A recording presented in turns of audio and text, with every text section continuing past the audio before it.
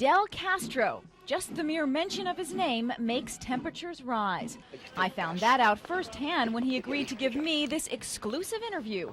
We talked through an interpreter, both of us a bit nervous. But despite the language barriers, we cut right to the issues. Mr. President, how do you feel now that communism is dying all over the world? Your name is Lisa. Bueno, mirándola bien, no tan lisa. Your name is Lisa. Funny, you don't look that plain. Communism could not die, never in this country, where it has brought so much abundance. I tell you this because I'm the most democratic president the country ever had, and I never, ever lie to my people. Sound like a line to you? That's because it is. For the past 2 years, Cuban playwright and actor Armando Roblan has brought the likes of Fidel Castro and other political personalities to stage at a small little Havana theater called El Teatro Martí.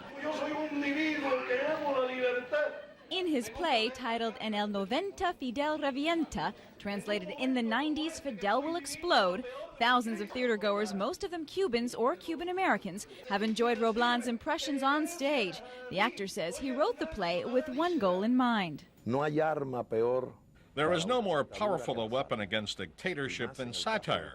Through the satire, which I wrote, we are ridiculing the person who everybody knows is responsible for the suffering of our country's people. Roblan actually performed his impersonation of Castro for the real Castro in Cuba more than 30 years ago. And he's got a photo to prove it. Word of mouth on the play has even reached Havana, causing many Cubans visiting Miami to make seeing the play a top priority. Their reactions, Roblan says, makes his performances extra special. Yo digo, por ejemplo, porque en este país. In my Castro voice, I say, "We're not lacking anything." And the audience will reply, "You shameless conniver." They don't actually hit me, but sometimes when I walk through the audience, I see the intentions of some who want to throw me a punch. But luckily for Roblan, he's not the real Fidel.